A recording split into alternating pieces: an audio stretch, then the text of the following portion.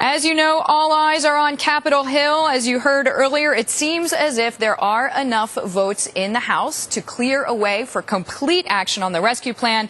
The tally signaling the plan has enough support to go through Congress, be sent to President Bush to be signed into law.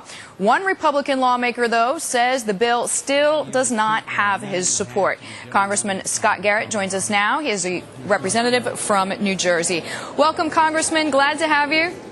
Good to be with you again. Now, as a Republican, we are assuming you received a call from the president yesterday or today. Is that correct? Actually, no call came in to me, as far as I know. So no high-pressure kind of conversation that you had with the president. Okay. I would have enjoyed it, yeah. You would have enjoyed it? All right, yeah. I'm sure he'll note it. What are you hearing from your constituents? We know you come from a region in New Jersey. You have a lot of, quote-unquote, Wall Street jobs, people who work on the street. Are you feeling pressure from the people you represent to change your vote to yes? Well, what I'm hearing pressure from is I have the Wall Street side and I have, I guess, the Main Street side. I'm feeling the most pressure to say just do the right thing for the economy, the right thing for Wall Street and Main Street, right thing for the taxpayer.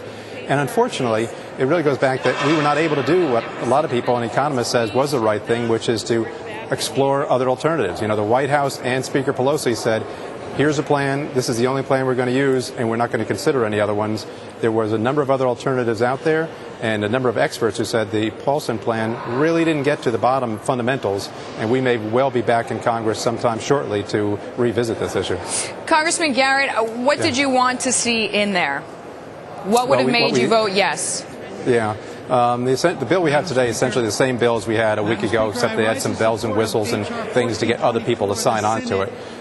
What we needed to do is change that basic asset purchase arrangement that Paulson has proposed, because no one, including the Secretary, says how it's actually going to work, how is the reverse auctions going to work, how are we going to pay the right price.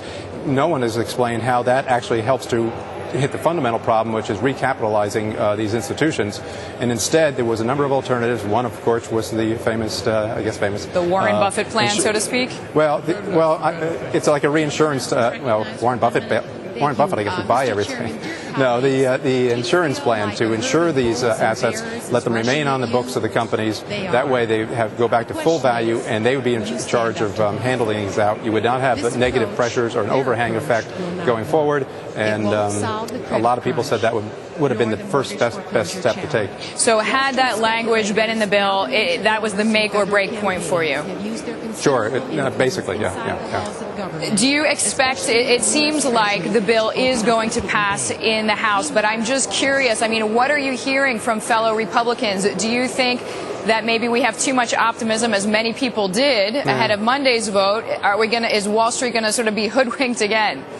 No, I don't think so. I mean, you were listening to the floor, and I was just speaking on the floor. Now, a lot of people who were dead set against it, saying how terrible it was the worst thing going, or all of a sudden going to the floor and say, hey, this bill's not that bad. And as I said, the bill hasn't changed that much. So just by listening to the floor speeches, I think the leadership knows that they have got enough people on board now to get it through. And so if that's the case, I mean, as I said on the floor myself, I'm hopeful.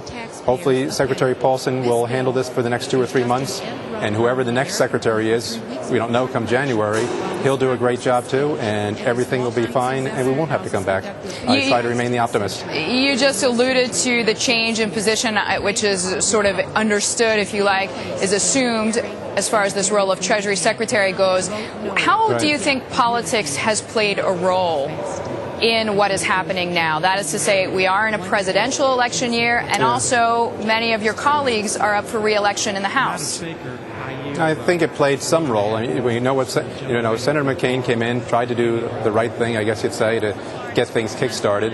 I did hear rumors on the other side of the aisle that when he came in, some people said on the other side of the aisle said, well, we're not going to take any action right away on this one way or the other, because if we did, it'd make it look like Senator McCain solved the problem.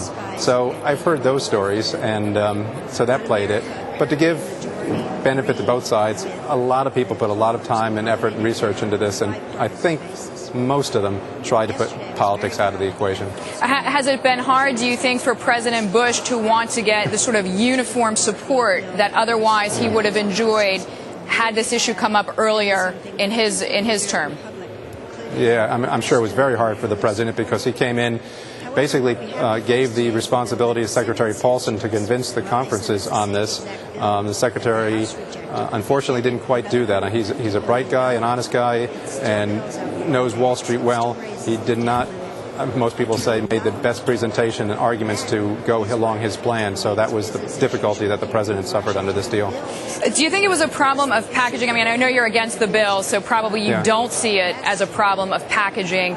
But some in the media have talked about this idea that this bill sort of got named the bailout bill, and that was a misnomer. I'm assuming you agree with the term bailout bill, but I want to ask the question anyway. Yeah, I know, and I saw on one of the channels that they first they showed bailout bill, and then all of a sudden they went back and they changed it into rescue bill, and I wonder who makes those decisions as to what they're going to call these things. Look, this is a bailout, whether you want to say we're bailing out Wall Street or they would say we're bailing out Main Street down the road on this. It's the taxpayer who is stepping up and saying we are going to give a $700 billion investment to address this situation. Some would argue it's not going to solve the problem, but you can't change the fact that this is what it is. And now we know, of course, in California, they're looking to Washington for $7 billion, I guess, to bail them out. Semantics aside, it still costs $700 billion. So you think that there's sort of a moral hazard here, as you just alluded to, this request from California? Well, sure. I mean, once you start down the road of bailing out, you're going to have more and more bailouts. And we've seen that already with what's happened since March. You had Bear Stearns occur, and they said no more bailouts. And then after Bear Stearns, you had, But as we make the point, Congressman Garrett, no common equity shareholder in Bear Stearns would call what they got bailout. No, debt holders would, though. And so you have to look at the entire equation, as I know you do. So, yes, the equity not, but debt, yes. Okay. We have to leave it there. We thank you, Congressman Garrett, always for your time. Congressman Scott Garrett there, Republican from New Jersey.